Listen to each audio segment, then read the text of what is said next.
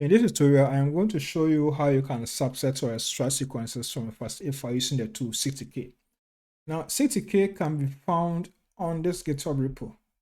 I will leave the link to this repo in the description box. So when you are here, you can scroll down and then reach the introduction here. So this gives a brief description of the tool and what it can be used for.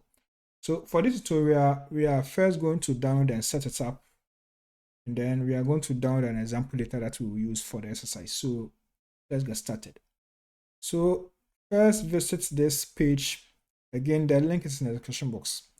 So scroll down after visiting this page, and then you'll find the instruction for setting it up here. So we have that here. Now for this tutorial, we are going to run everything on a Linux system. So just make sure you also have a Linux system. In addition, you should have Git installed. You use this to clone the repository, and then you should also have this library installed, zlib.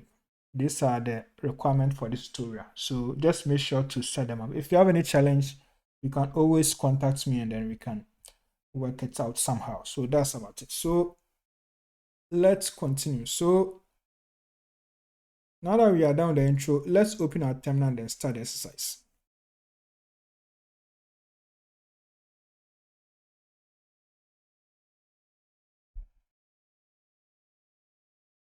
Okay, so we are on the terminal now. So what I'll do next is to cd to my home directory, and then I am going to clone the seqtk repository. So let's go back to the page and then check the command. So there's a command for cloning the repository. So I'll just do a copy and paste. So I'll just copy the command. Yeah, so that's it.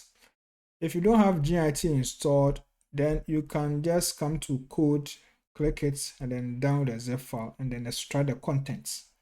Then we take it out from there. But I recommend that you use Git. All right, so let's go back to the terminal. So on the terminal, I'll just paste the command I copied. That's it. And then I'll execute the command. So this will download the repository. So after that, we can do an ls.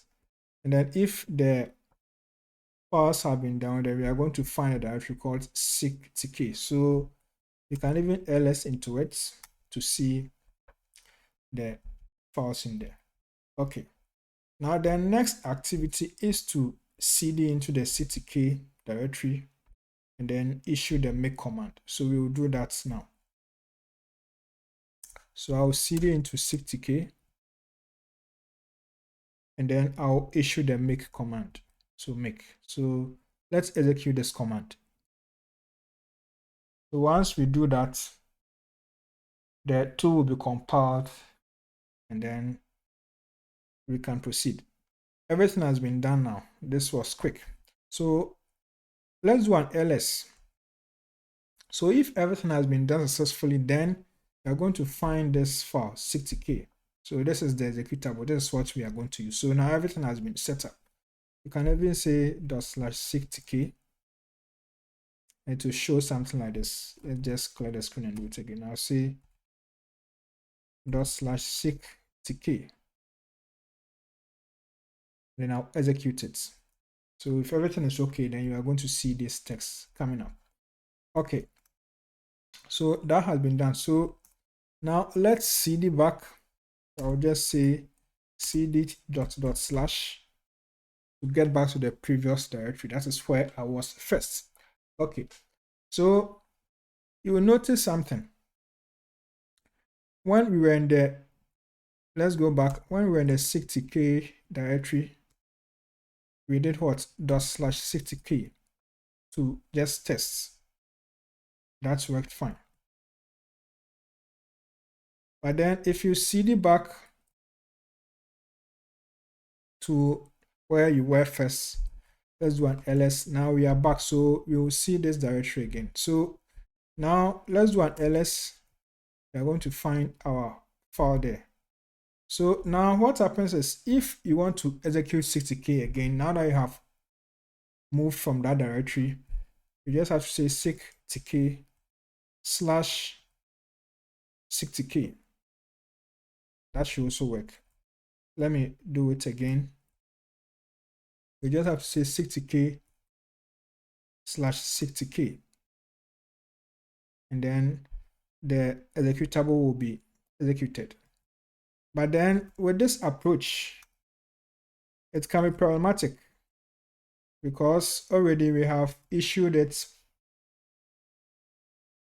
twice, and then we have to use different approaches. The first one, we have to use dot slash, and now we are saying seqtk.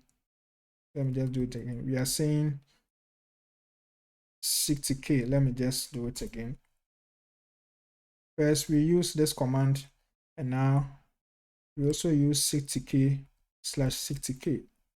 Okay, so already we are complicating things. So what we are going to do next is to configure our system so that when we issue seqtk like this, the executable will be opened, okay, for us.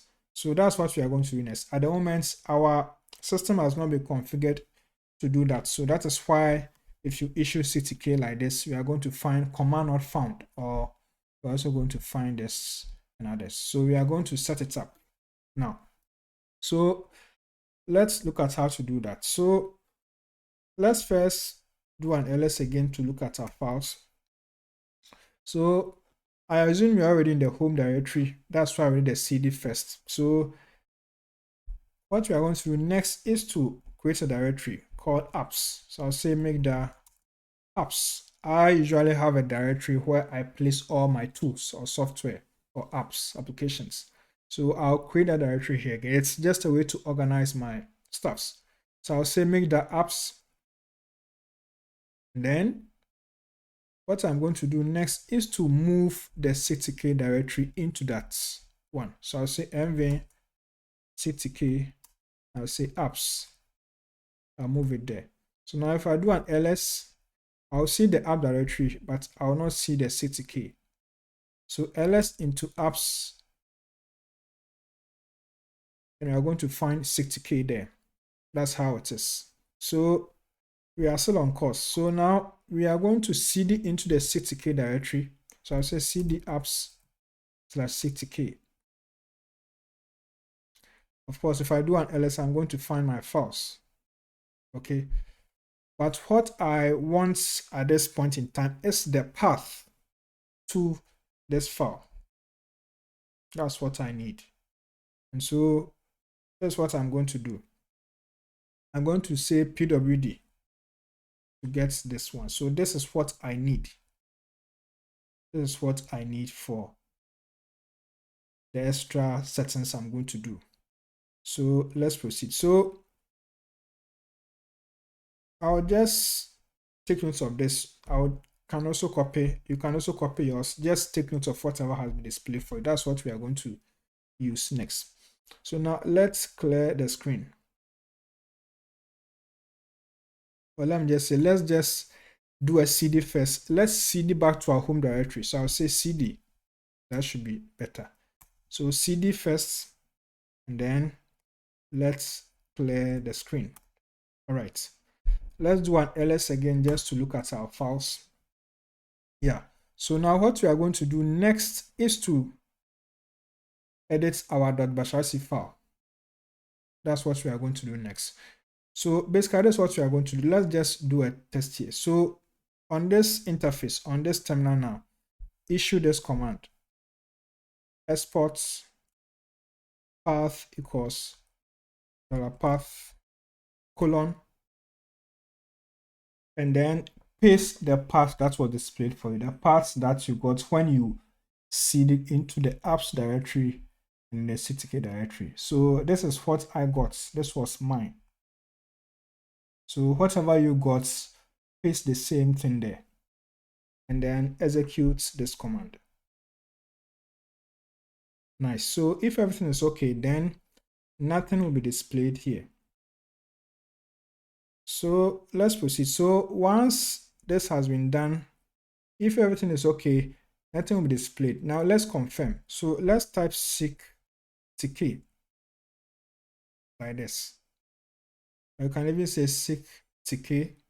Let's just use this one here. So type seqtk like this and then execute the command. So if everything is okay, then you are going to see this test coming up. So that means that that command was a success. So I repeat, make sure you use this command and then here you paste whatever was displayed for you earlier on. That's what you need. Now, what we've done so far, the changes have taken place. Let me just repeat. What we have done so far, the changes have taken effect. Okay, but it's only on this terminal.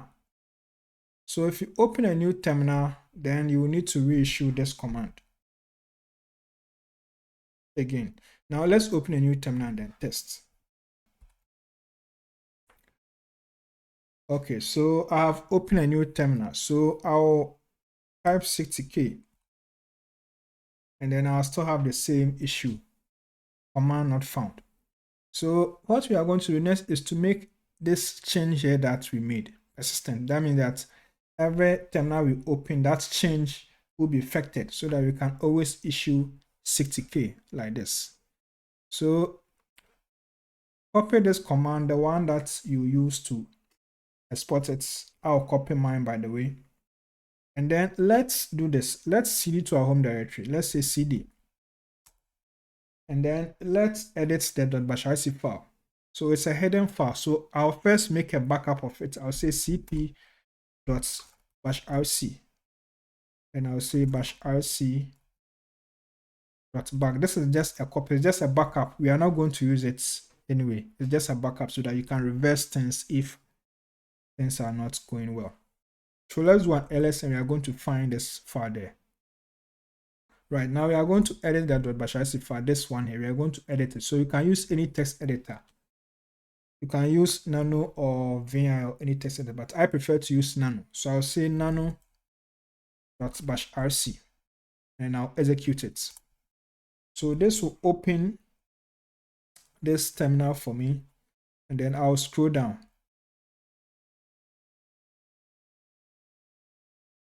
to an empty session. I think I already have some tools installed, but it doesn't matter anyway. I'll just scroll down to some parts. So just scroll down to where you have an empty space. I think just the lower parts of your interface. Okay, so anywhere should be fine. So when I'm here, I will paste that export command again here.